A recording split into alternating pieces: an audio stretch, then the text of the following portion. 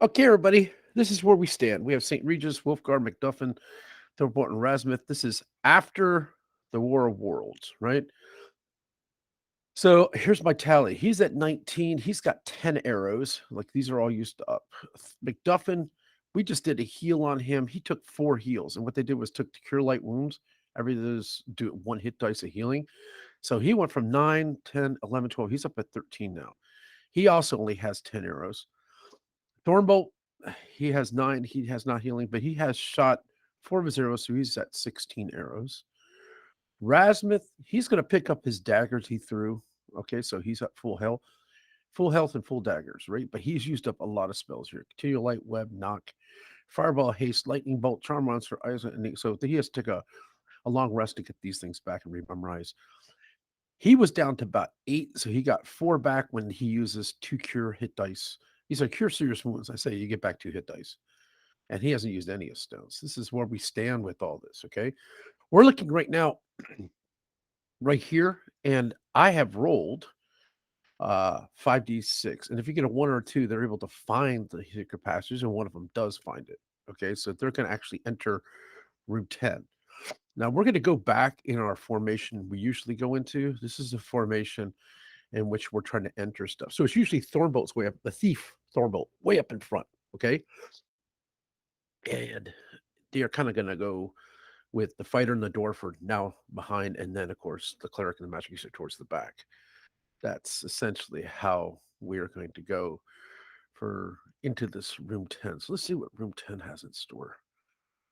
Room 10. The room contains 4 crypts, each featuring an intricately carved knightly figure. A great unease envelops the PCs who enter. As soon as the PC crosses the threshold, 3 specters rise from the crypts. These horrors, the souls of paladins slain by Nadro, attack immediately. Son of a gun, man, we are not getting a break here. Specters attack as a group, draining one opponent and highlighting for attacking another. They preferentially attack priests and paladins. Remnants of 3 deadly paladin. Okay, so I believe it called me crazy. I believe automatically, um, St. Regis will try to turn these jokers. Now I gotta find my turn sheet. So let me find out where that is. Hold on a second. Let me find that. It's gotta be down here somewhere. Special character. Here is turn on dead table. So I'm gonna go ahead and hit this thing. All right. Let's go ahead and bookmark this so I can get to it more easily. Thank you. But he is going to, as a 10th level, all right, this is my clerical level, 10th level, and there's specters, right? He has to just roll above a 7, and we'll see how many he's turned. Okay. So that would be definitely our first move in this situation. I think this go back to where we were. Okay, cool. All right. So they get to make a saving throw. There's 3 of them. I'm going to roll 3d20, and I actually just need to roll 1d20, and if it's above a 7, he's turned them. Oh, wait a minute. I think I'm saying that wrong. Let's read this thing again. I rolled 2d10 to determine the results. Okay, it's 2d10, and if it's above a 7, he's turned them. Okay, making sure I did that right. I was 2d10 above a 7, 12. Yay! So he's going to turn them 3d6 to see how many take off. 16. Okay, so he's fine. He's going to turn them immediately. He's going to hold up his symbol and say, "Oh, be gone with you," and blah, blah, blah, blah. So they're actually going to flee the entire crypt area, right?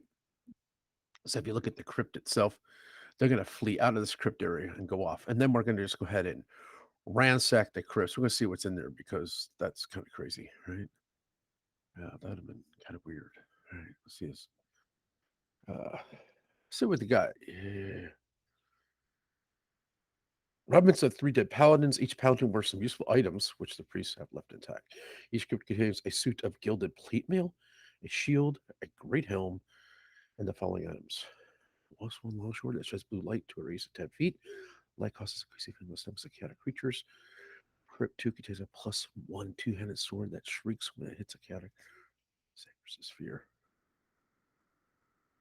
Okay, first of all, plate mail is definitely going to go on. I got to upkeep my dudes because they need better armor. So the plate mail is definitely going to go on Wolfgar. Okay. Now, this is kind of important because he has a breastplate he can give to McDuffin. I don't think the plate mail is going to, definitely not going to fit the dwarf, but I was going to like juice these guys up with like all massive equipment to begin with, but maybe this is probably the best that we do this. Okay. The way we're going to do it. So if I give plate mail, I'm going to give this guy to Wolfgar. He's going to have a +6, +1 for his dexterity. It's going to give him an AC of 17. Okay, that's a big changer. Okay, and they have a +1 sheds blue light to a radius of 10 feet. This is a +1 to it that shrieks this chaotic creature, forcing. Huh. He has this sort of whatchamacall. He may switch that out, right? Yeah. I think I'm gonna give the +1 blue light sword. +1 I say longsword. I think that'll go maybe to McDuffin.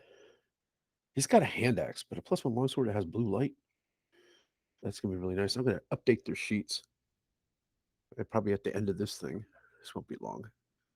And then it has a +1 two-handed sword. That +1 two-handed sword, that will definitely I'm sorry, that needs to go to Wolfgar. Wolfgar. And if he hits, save versus fear. When it hits, save versus fear. Actually, that's too cool. Save versus fear. I'm sorry. He needs to have that. He'll have to give this other sword to someone else. And then they have one that has a +1 sword that cures disease. And then and they have the other one, the +1 of Serac, but that's kind of interesting. All right, so we're gonna go through this thing. I'm gonna redistribute all their stuff and do an update on their sheet. So right now, I think this is it. We're going to stop.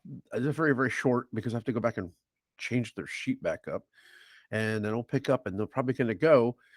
The next plausible place is starting into level 5, unless they want to go back to the Oracle to find where the next temple is. Um, the next temple, they have to go way back. Maybe they should go back to the Oracle and they find out where the next temple is. And that would probably be smart if I was them. All right, with that, we're going to stop for right now.